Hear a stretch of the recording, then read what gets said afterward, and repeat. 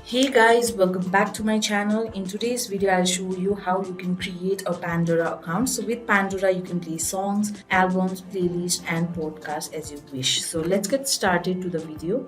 So first of all, go to Google Chrome and type pandora.com in the web browser.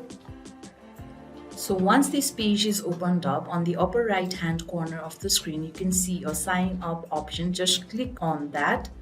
Then this page will open up. So from here, just type your email address, then create a password, choose your birth year. So now type your zip code, then choose your gender accordingly. Afterward, just click on the sign up option. So that might take some time. As you can see, my Pandora account has been created.